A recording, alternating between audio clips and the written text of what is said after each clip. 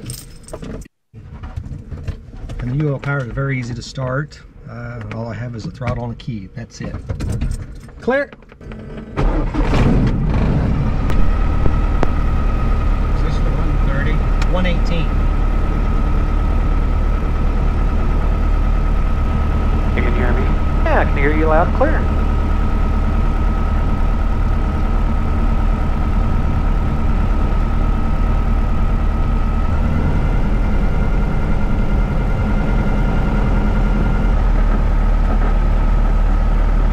Mexico Memorial Airport. Automated weather observation 1747 Zulu weather. Wind 210 at 8 gusts 1. Mexico traffic, Spermo 750 Zulu Whiskey is going to be back taxiing 418 Mexico. Well, today we're here at the Rudder Workshop. What is this, June 21st, correct? 2024? Yeah, it might be exactly that. Yeah, sir.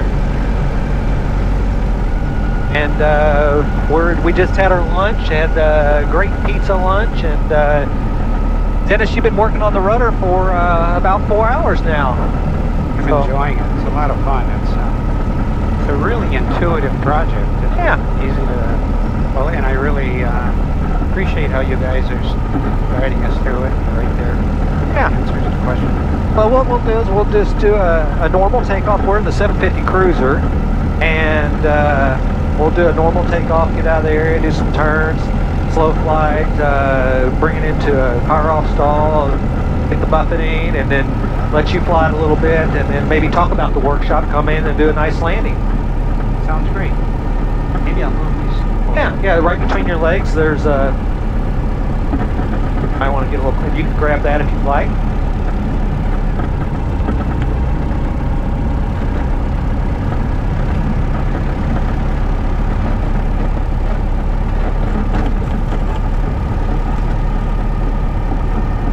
Not too bad today, heat-wise. It feels pretty nice out, actually. All right, we have the 350i, which is 118 horse fuel injection FADEC, and it is redundant, so we're going to go ahead and run it up to 1600 RPM and check each ignition coil. There's really not much drop at all, about 10 RPM. Controls clear, free.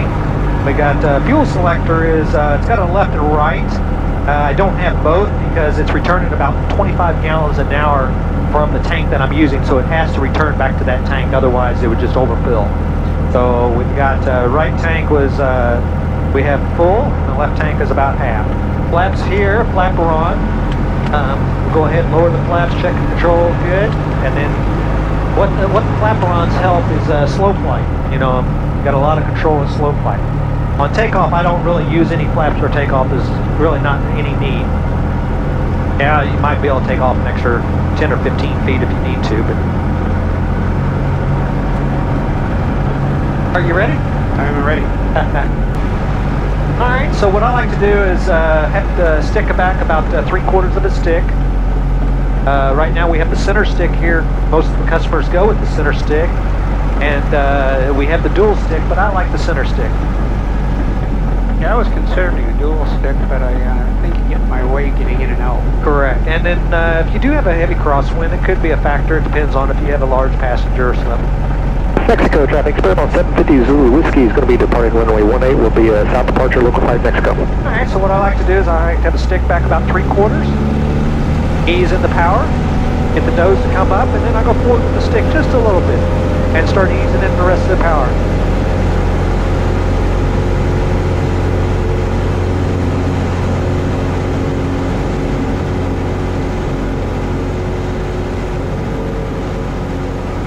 Doesn't take long to get off the runway. No, basically time you gradually just ease the power in, you're off the ground. I love the visibility up here, Roger. Yeah, and you know, I'm not aggressively on the climb. I'm not using VX or VY. I'm still getting 800-900 feet a minute climb, but I can see all my terrain in front of me, birds and everything. So that's what I like to do, is get a nice climb and see my obstacles in front of me. The nice thing about the Cruzer is in level flight, you're about 1 degree down, so you got a lot of forward visibility. Yeah, it's getting a little choppy this afternoon. I love being able to see down, you know, almost below my seat. Right. You know, it's that much visibility. Yeah, it is nice. Panoramic view. Right. And this is this has the 1.5-inch bubble doors, like you mentioned earlier. But you could, if you needed more room, you could go with the 750 STOL bubble doors, which are 3-inch bubbles. Does that compromise the cruise much or no? I mean, I haven't tried it, but I would say it would a little bit because, you know, it's adding more drag. I like the ventilation from the side windows. Yeah, we've got air vents on the NACA scoops on the side of the fuselage, and then the snorkels or the eyelets on the instrument panel. You configure these strictly for VFR flight. Oh yes, yes, oh yes, yeah. And that's probably, you know, 99% of most of my customers' VFR flight, you know. Yeah. We'll get the odd one, well, you actually do a lot of IFR, but, you know, just such a light little airplane. And it's burning, I don't have a fuel flow on this one, but I think it's right around about 6 gallons an hour at cruise RPM, which is 2,800 RPM continuous. Typically I run about 26 RPM, just, you know, cruising around the neighborhood. Yep. All right, let me show you what level flight looks like. Oh, Sight picture. So the sight picture on level flight, that's just beautiful. It is. You know, nothing's worse than flying a, you know, let's say, I hate to say this, but like a Cessna 182, where you got that dash, you can't see over the dash, and, you know. And then one of Chris's, when he started designing and building high-wing aircraft, he didn't like flying Cessnas because when you go into a turn, you can't see over the wing.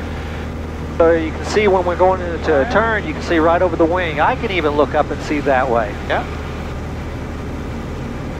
And I like to rest my arm on my leg and just rotate my wrist. Very simple.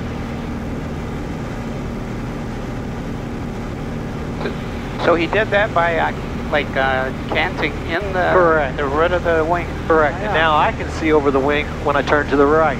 Yep.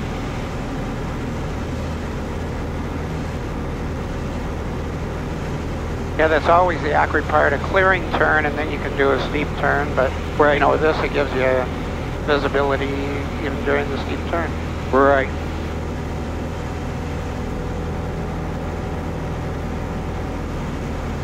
And we'll do some slow flight. And I put down the flaps all the way. And a nice slow flight speed, you know, in the 40s somewhere. That's still a lot of control.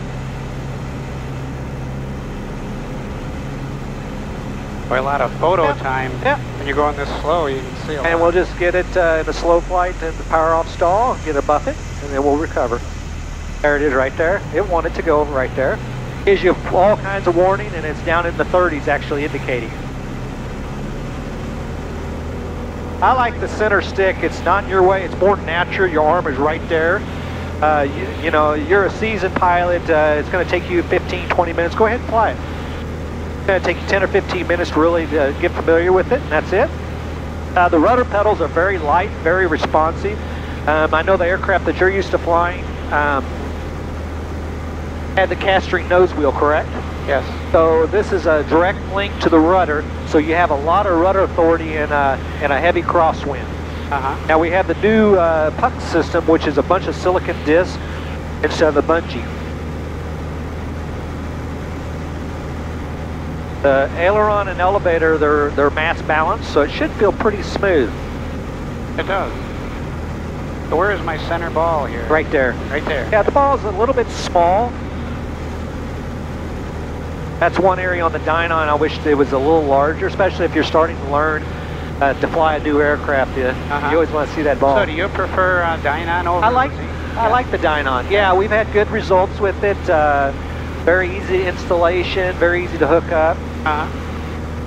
And we are using the Approach pre-wired harnesses, which works very well with the system.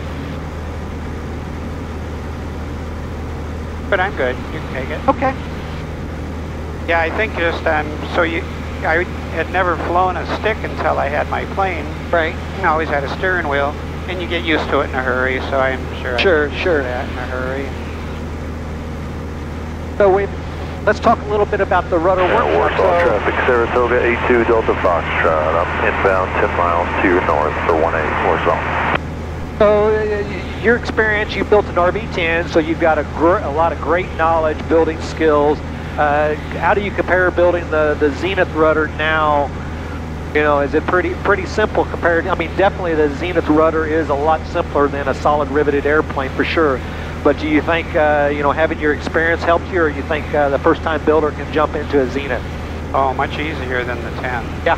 Yeah, the Vans. Oh, yes, it is. Yeah. Yeah, the Vans is, you know, that it's a nice manual and, you know, nice directions, parts and things are all fine, except my wife fatigued in helping me because she saw me Cleco everything together, final drill size, then take it apart, and then you need to dimple every single hole, right. and then you need to countersink it, and then you put it all back together. And she said, "This is a little, you're crazy. You've already done this once. Right? Why are you doing this again?" So literally, I think in putting together a rudder, a wing, or whatever, there's half the time because there's less than half the steps. Right. You're exactly. It's so easy, and it's so quick. And for the rudder workshop, I really enjoy the collegiality of the other builders. You guys sort of hovering over our shoulder. Right. Oh, watch this. You know, so it's a lot of. Well, and we're not there to build it. We're just actually there as your guardian angel, let's say, and you know, little helpful hints and things. Because you know, I can build the rudder for you, but that's not the mission of the whole workshop. You're exactly right. To help us keep from stepping in the mud. That's right, exactly. And even a very seasoned builder like yourself, you still learn little techniques that you wouldn't if you did it at home. Well, it helps me understand better the construction of your Correct. plane, having done it before. But even if I had not done it before, just doing the rudder, I understand now, you know, the stiffeners go here, or, you know, the fact that you don't have to re-drill things. Right. Just, you know, minimizes my, you know, the redundancy of work. And right, exactly. I'll get a finished product quicker than I would have been able to do with another. Yeah. And your plan is to work on it every day, or?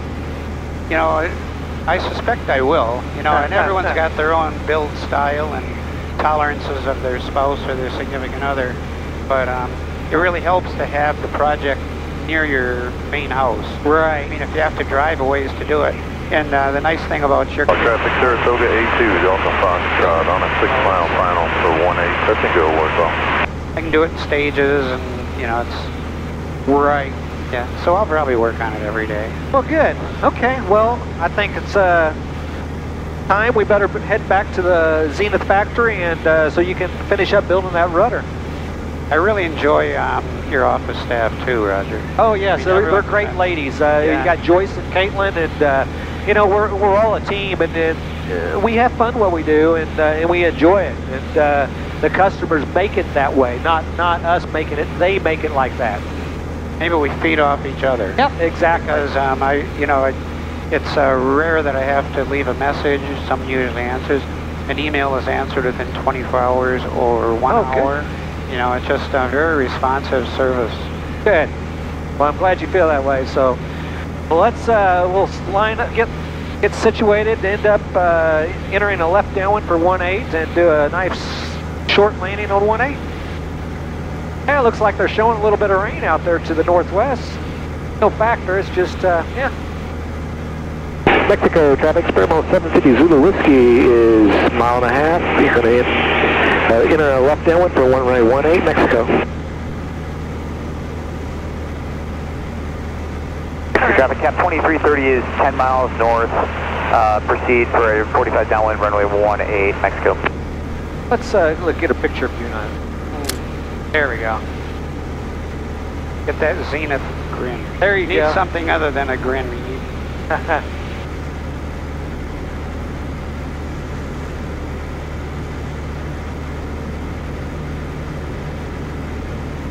And we're good down to the pattern altitude. Okay, we got gas undercarriage, mixture prop seatbelts.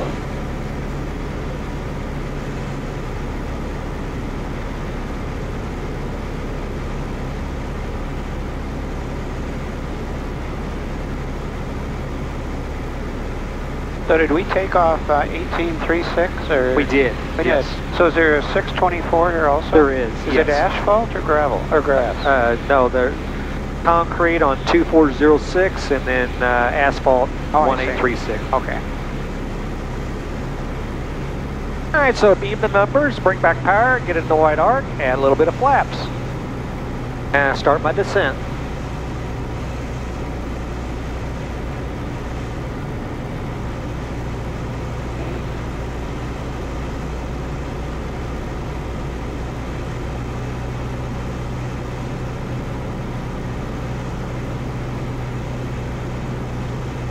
So you've probably got experience in a 172. I do. It's just been a long time since I've been in a Cessna 172. Yeah, I used to own one, and yes.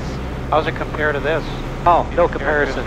Oh, no comparison. I mean, this is so much more maneuverable and responsive, and cruise is about the same, and takeoff is a lot shorter, climb is a lot better. Wing loading similar or different? It's about the same. The same.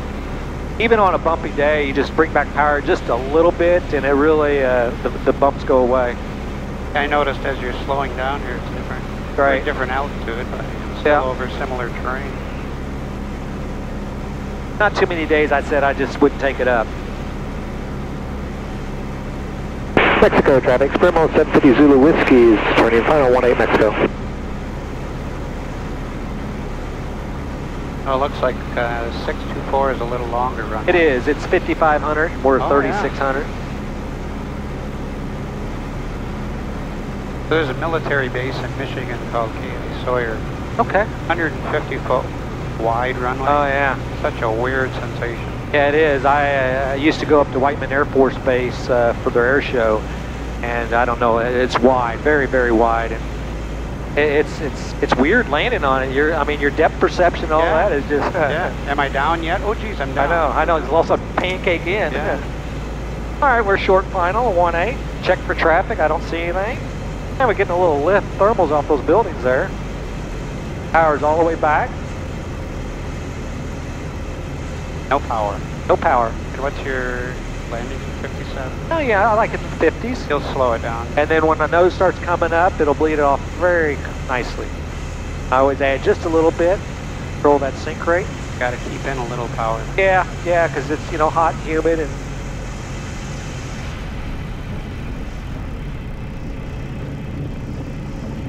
And I didn't even try to land short. You can see how short you were landing. Yeah. Yeah, it feels like nice flight characteristics. Yeah. All right, we'll open the door, get a little fresh air. If you want to open your door, you can too. Sure. It won't snap open on No, just push that down and then push it up. There you go. That's okay? Just let her up? Yes. Okay.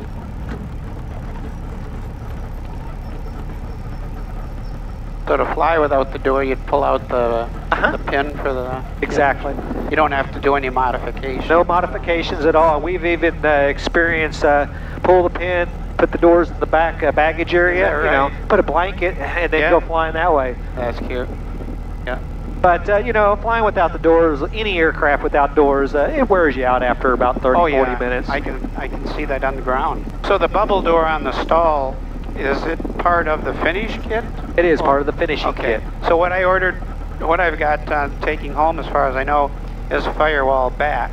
Correct. And so it's not even landing gear. Did you order the finishing kit? I didn't order that. Okay, that would the doors, windshield, landing gear is in the finishing kit. Okay. So if I wanted to do the bubble, maybe I'll sit in a stall and just... Yeah, do that. Yeah, sit in probably the 750 would be the good example. That the yellow one? Okay. That's what you would be receiving. For the doors. Correct. And that's the bigger wheels, it looks like. Correct. Does that even come with pants? No. No, with the bigger wheels, we don't have pants for them. No. And when you get ready to order the finishing, just let me know, and we'll talk about the wheels and stuff to make sure that you're on the same page as the ladies in the office too. Yeah, I'll be wanting to talk with you about Garmin stuff. Correct. I'm probably just going to put a G3X in their autopilot. Okay. And I think it's a GTN 200 There's a second comm. Okay. You know, but remote, so you don't see it. Okay. And then you have to figure out something there. That's very nice. Oil pressure. All right. Yeah, thank you. You're welcome.